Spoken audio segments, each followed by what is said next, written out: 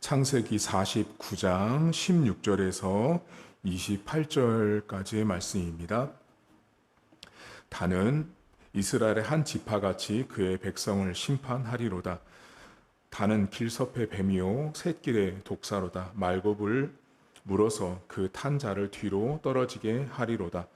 여호와여, 나는 주의 구원을 기다리나이다. 갓은 군대의 추격을 받으나 도리어 그 뒤를 추격하리로다. 아셀에게서 나는 먹을 것은 기름진 것이라. 그가 왕의 수라상을 차리리로다. 납달리는 노인 암사슴이라. 아름다운 소리를 바라는도다. 요셉은 무성한 가지 곧 샘 곁에 무성한 가지라. 그 가지가 담을 넘었도다. 활 쏘는 자가 그를 학대하며 적개심을 가지고 그를 쏘았으나 요셉의 활은 도리어 굳세며 그의 팔은 힘이 있으니 이는 야곱의 전능자 이스라엘의 반석인 목자의 손을 힘입음이라. 내 아버지의 하나님께로 말미암았나니 그가 너를 도우실 것이요 전능자로 말미암나니 그가 내게 복을 주실 것이라. 위로 하늘의 복과 아래로 깊은 샘의 복과 젖먹이는 복과 태의 복이로다. 내 아버지의 축복이 내 선조의 축복보다 나아서 영원한 산이 한없음같이 이 축복이 요셉의 머리로 돌아오며 그 형제 중 뛰어난 자의 정수리로 돌아오리로다. 베냐민은 물어뜯는 일이라.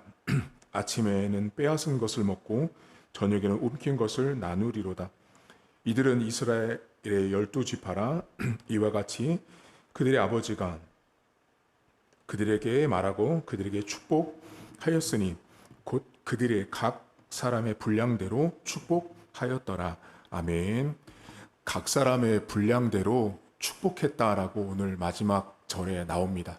각 사람의 분량대로 축복했다라는 말은 야곱의 12아들 각자가 받을 몫이 있었다라는 것입니다. 각 사람이 받을 그 복의 몫을 따라서 야곱이 12아들을 축복을 합니다. 오늘은 단, 갓, 아셀, 또 납달리, 요셉, 베냐민 이렇게 오늘 축복을 하거든요. 그런데 마지막에 각 사람의 분량대로 복을 주었다라는 말은 현재 애굽 땅에서 야곱이 축복을 하는 모습이에요. 그러면 이 단부터 베냐민까지 이 사람들이 현재 각 사람의 분량대로 축복을 받은 내용을 이제 이 사람들이 들어갈 가나안 땅을 기준으로 보면 어떤 사람은 받은 축복의 지역이 땅이 해안 주변인 사람도 있고요. 중앙 산지 인근인 사람도 있고 좀 벗어난 골짜기나 산지, 평야 각각 흩어져 있는 지역별로 배분된 지역이 달라요. 그러니까 지금은 이제 야곱이 어제 말씀드렸듯 예언을 하듯 이 각각의 아들들을 축복을 하지만 이 축복의 내용을 가지고 그들이 가나안 땅에 들어갔을 때는 지형적으로 이들을 다시 보면 그들이 이게 살아야 되는 지형이 다 다르죠. 이 무슨 뜻이냐면 지형을 따른 장단점이 다 달랐다라는 거예요. 그러니까 그들이 들어가서 살아야 될 가나안 땅의 지형 특성에 맞춘 그곳에서 살아야 되는 이 각각의 아들들의 이 몫이 애굽에서는 현재 보이지 않죠. 어떤 땅인지 어떤 모습인지. 근데 막상 들어가서 그들이 살 지형을 보면 각각 다 다른 거죠. 그러니까 여러분 야곱의 12아들이 지금 각각의 분량대로 축복을 받았다란 이 말을 복을 주고 왜 이 말을 하냐면 너희들이 애굽 땅에 이 가나안 땅에 들어갔을 때 그들이 살아야 되는 땅이나 각자 형제들이 받은 복의 내용과 복의 규모, 크기, 사이즈 등등을 보면 그것은 하나님이 주신 복이기 때문에 그것을 상대화하거나 그것을 절대화해서도 안 되고 그것을 가지고 비교하고 시기하고 질투할 문제가 아니라는 걸 맨 마지막 절 각 사람의 분량대로라는 말에 다 포함시킨 거예요. 그러니까 여러분, 신앙인은 각자가 받은 분량의 몫이 있어요. 그러니까 사람은 이성적인 존재이기 때문에 우리가 살고 있는 현대는 이 복의 내용들이 눈에 보이잖아요. 그러다 보니 교회 안에서조차도 복을 가지고 비교하죠. 근데 하나님이 각자에게 주신 이 복은 여러분, 비교하라고 준 복이 아닌 거예요. 오늘 야곱의 12아들이 받은 복처럼 저나 여러분이 받은 복은 우리 각각의 분량대로 준 거예요. 그것은 좋고 나쁨의 문제도 아니에요. 저 사람께 내 거보다 나아, 이런 개념으로 하나님이 복을 준 것이 아니라 각 사람에게 주신 복은 최고의 것을 주신 거예요. 내가 볼 때는 저 사람께 더 최고처럼 보이지만 하나님은 그렇게 하신 적이 없다라는 거예요. 그래서 이 야곱의 12아들이 복을 각각의 분량대로라는 것은 하나님이 각자에게 주신 몫을 따라서 선물로 주신 거예요. 그러니까 여러분들이 목사님, 저는 복이 없는 것 같아요. 그럴 때 있죠. 저 사람 복이 더 커 보이잖아요. 저 사람 복이 더 월등해 보이고. 근데 현재 오늘 우리가 살고 있는 내가 받은 내 삶의 분량의 목, 축복, 여러분 각자가 받은 분량의 몫은 한치의 오차도 없이 하나님이 주신 복이에요. 그 복을 인정하고 받아들이는 사람, 그것이 신자예요, 신자.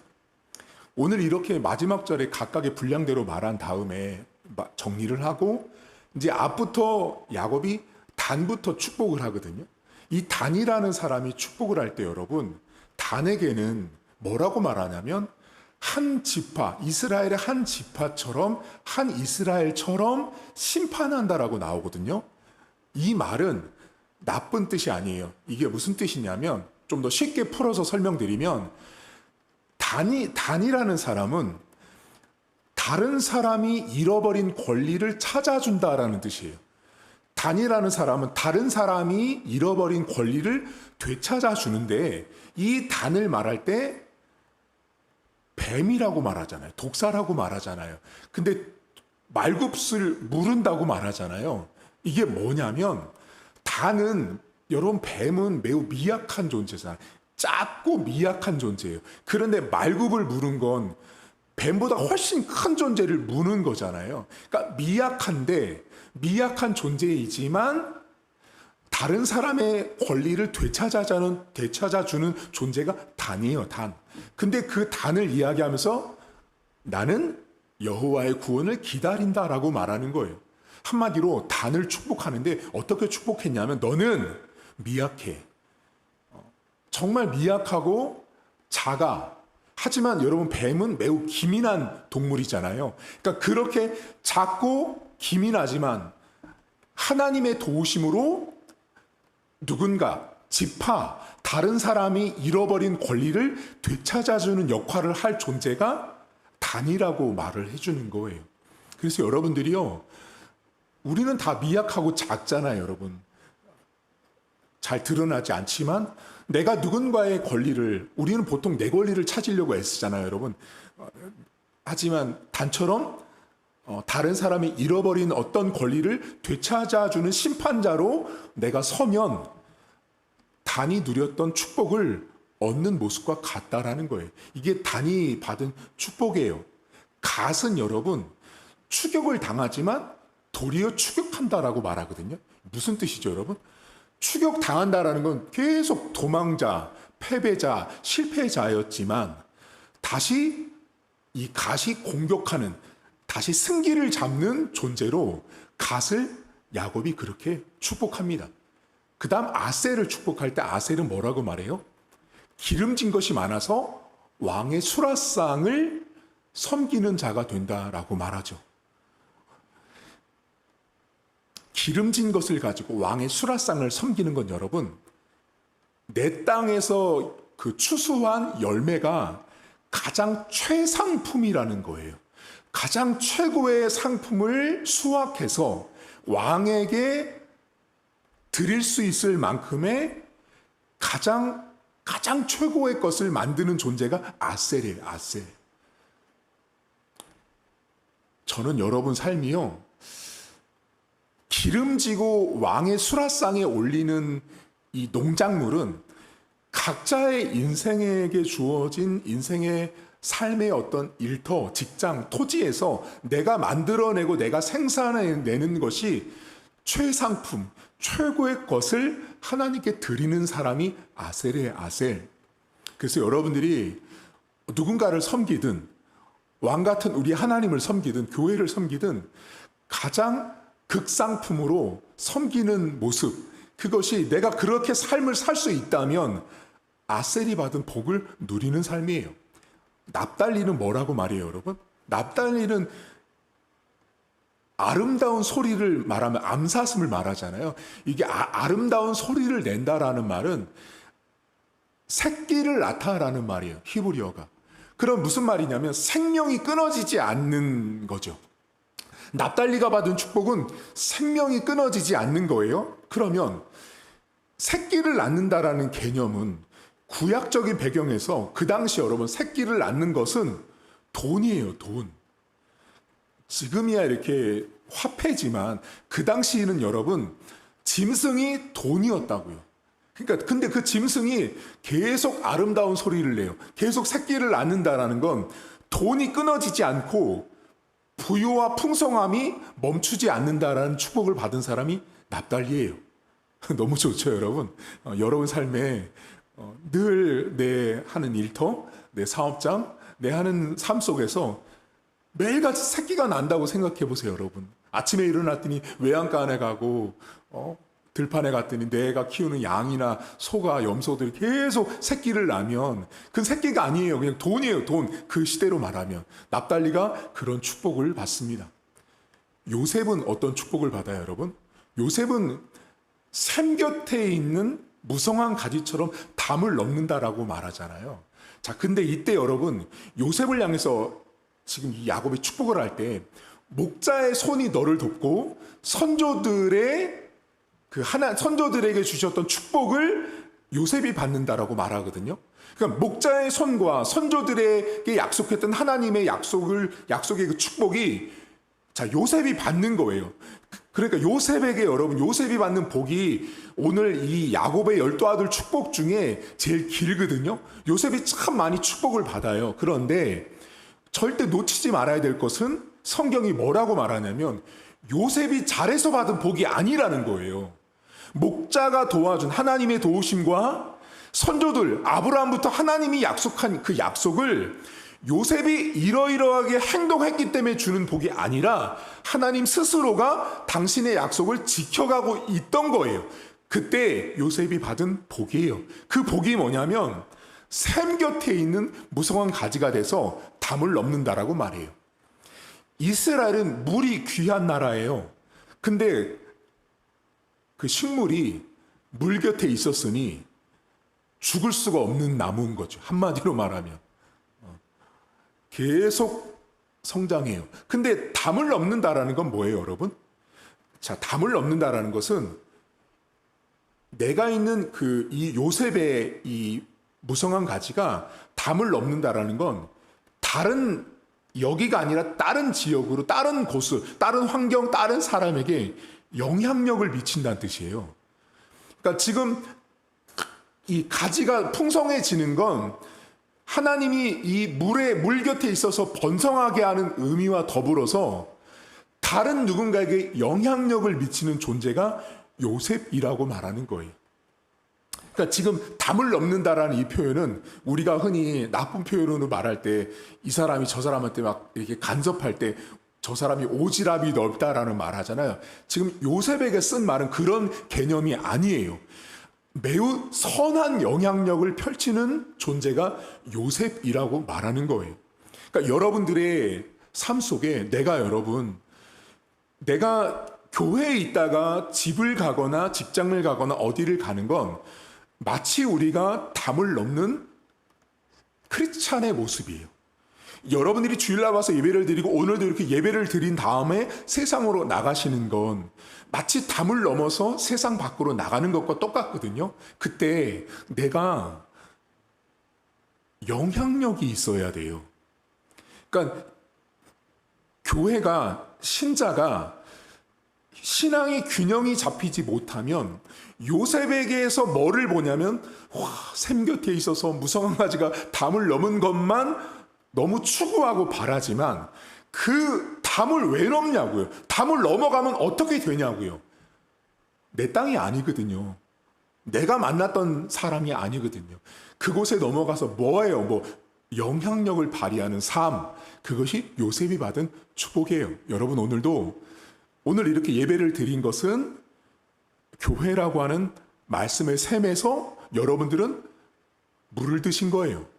물을 드시고 오늘 하루를 출발하는 건, 여러분들이 직장이라는 곳에는 담을 넘은 여러분의 신앙인이라고 하는 가지를 뻗치는 시간인 거죠. 거기 가서 여러분들이 영향력이 있어야 돼요.